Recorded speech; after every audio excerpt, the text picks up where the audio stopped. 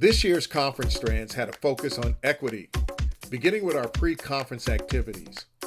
Youth Leadership and Parent Empowerment Summit for African Americans and other parents of color. We brought together over 200 students and 100 parents, engaging them in workshops, keynote speakers, and interactive groups. Some of the highlights included an overview on how to enroll in historically black colleges and universities, schoolyard rap using music to empower students to achieve,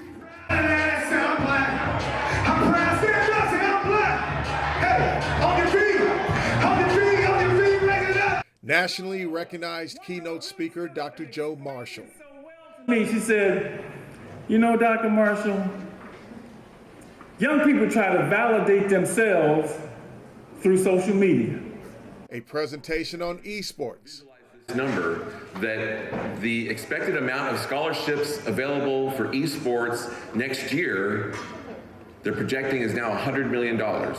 And 4 breakout sessions for parents on advocacy and empowerment.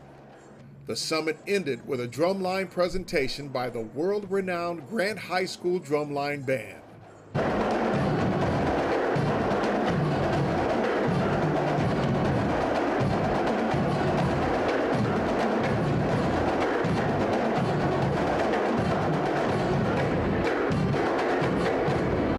The opening plenary, The Impact of Health and Wellness on the Academic Performance of African American Students, was keynoted by Dr. Flo John Kofer. And so when we think about trauma, trauma is an event or a series of an event or circumstances that are experienced by an individual as physically or emotionally harmful or even life-threatening. So the better we understand that, the better position we're in to really begin to think about what does it mean to invest in social and emotional learning. The luncheon plenary was also powerful. The theme, how racial injustice, discrimination, harassment, and disproportionality in our schools adversely impact African American and other students of color. This was addressed by a panel of CAAASA superintendents, Dr. Camp, Dr. Bowers, Dr. Johnson-Trammell, and Dr. Clark.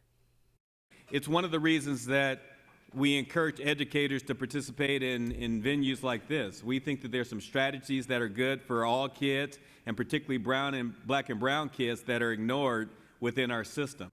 But the highlight was the special presentation by State Superintendent Tony Thurman and CAAASA Superintendent Garth Lewis of YOLO County. They presented World War II veteran Mr. Willard Ingram his honorary high school diploma, who due to racial discrimination wasn't allowed to finish high school.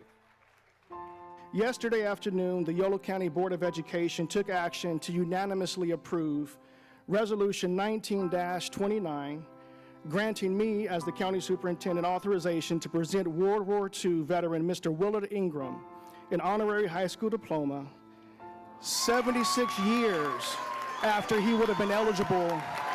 We have done a lot of things for this United States to make us where we are today, but it's always hidden. It's never brought out. But I'm telling you, I'm just so thankful and grateful to God to be here today, because I can go, segregation in Louisiana was so thick, I mean, you could cut it with a knife. But you know what? God brought us through. Yes, sir. Come on. To hear Mr. Ingram's experience and Mrs. Ingram's experience in waiting 7 decades to get what was rightly owed to him and denied to him because of segregation. I stand here thinking about being a young person riding a bus to break segregation in my community. I owe that opportunity to you, Mr. and Mrs. Ingram. Thank you.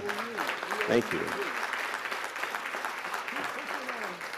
The day ended with CAAASA's award presentation, which honored distinguished African American educators for their exemplary service to educating students of color.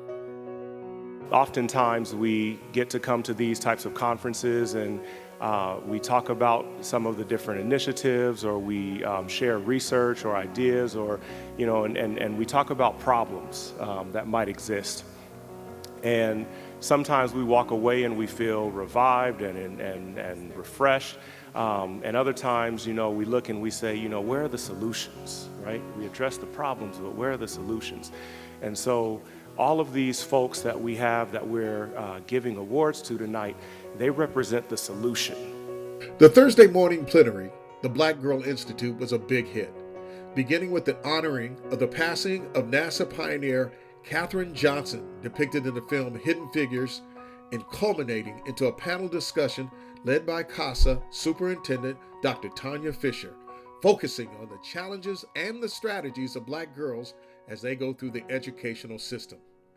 Our first priority must be keeping them in school and not finding ways to label them as delinquent, needing medication, and pushing them out. That afternoon, CAAASA addressed the need to attract and grow needed diverse educators. The topic? The answers are with us, creating a Black male teacher pipeline. Imagine a program that pays employees to grow professionally, immersed in the work, that provides ongoing support on an annual basis to make sure that they are appraised of the latest techniques in that industry that they serve. That's where we need to get to address issues pertaining to recruitment, retention, and support. Friday's closing breakfast plenary, CAAASA's annual Research Institute, was headed by Dr. Linda Darling Hammond and a panel of young African-American researchers.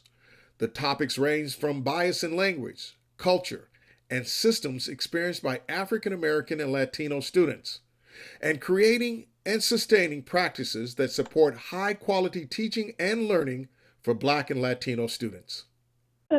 There's been a lot of research in the last year or two about how Black teachers, how a Black student who is a Black teacher, even one, over the course of their school career, and even better if there is more than one, but how having that experience dramatically increases achievement and attainment for those students. CAAASA looks forward to you joining us next year in San Diego at the newly refurbished Town and Country Hotel for the CAAASA 2021 Professional Development Summit.